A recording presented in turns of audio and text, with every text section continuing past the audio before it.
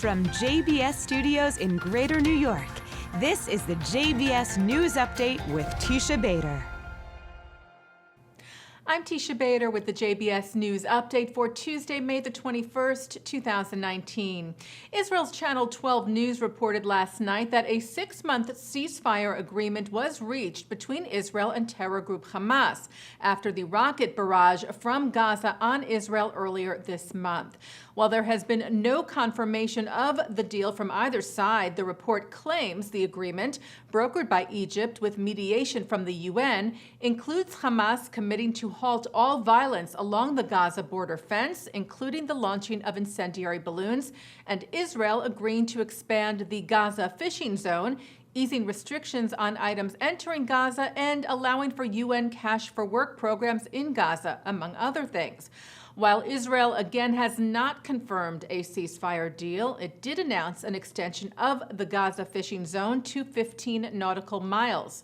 Major General Kamil Abu Rukun of Kogat, Israel's liaison to the Palestinians, said the measure was aimed at preventing the deterioration in humanitarian conditions in the Gaza Strip and is consistent with the policy of distinguishing between terrorists and the rest of the population. After rejection by Palestinian officials of a conference next month in Bahrain, the Gulf Kingdom reassured the Palestinians that the gathering aims only to help them. As we reported to you, the Peace for Prosperity workshop is being co-hosted by Bahrain and the United States and is focusing on the economic aspect of the yet-to-be-unveiled U.S. peace plan for Israel and the Palestinians.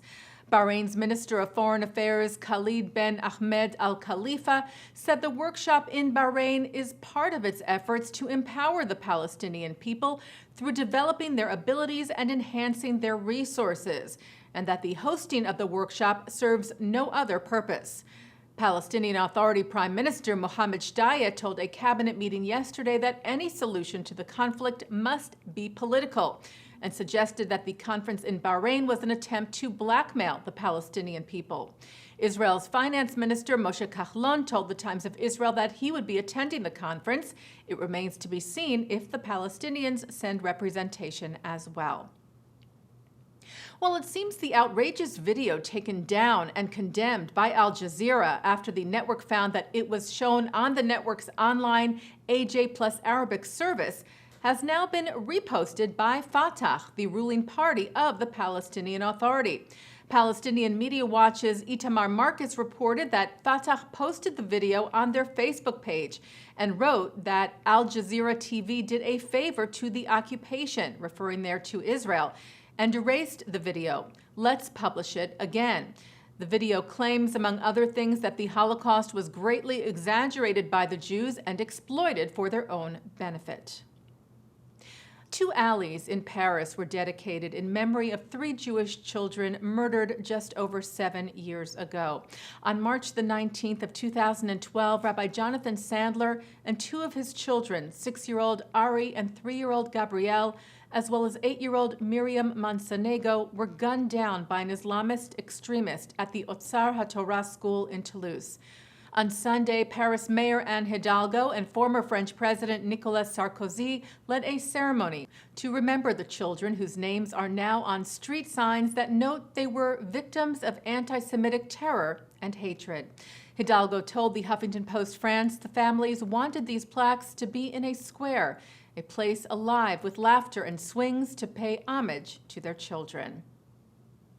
The Arolsen Archives in Germany has published over 13 million documents online to help people across the globe conduct research and find information about the fate of over 2.2 million Jewish Holocaust victims. In partnership with Israel's Memorial to the Holocaust Yad Vashem, the archives posted its extensive collection, which includes such items as prisoner cards and death notices from the Nazi concentration camps. The project is part of the UNESCO's World Documentary Heritage. Arolsen director Florian Azulay said soon there won't be any survivors left to tell us about them. That is why it is so important that the original documents can speak to coming generations in their place. Hillel International President Eric Fingerhut is leaving that post to take on a new leadership role at the Jewish Federations of North America. Fingerhut will succeed Jerry Silverman, who has led the JFNA since 2009 and will step down at the end of his contract late this summer. Chair of the JFNA Board of Trustees, Mark Wilf, said for more than half a decade, the Jewish world has watched as Eric spearheaded transformational change at Hillel. We believe he can bring the same energy and imagination to Federation.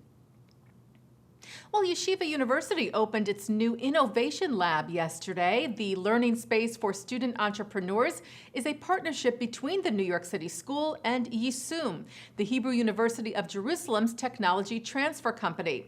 It will also serve as a home for Israeli startups looking to explore American markets. The New York State Legislature helped fund the project with the help of State Senator Todd Kaminsky. Taking a look now at our programming for tonight on JBS for Tuesday, May the 21st at 7 o'clock. It's an encore presentation of the Jake Ehrenreich Show.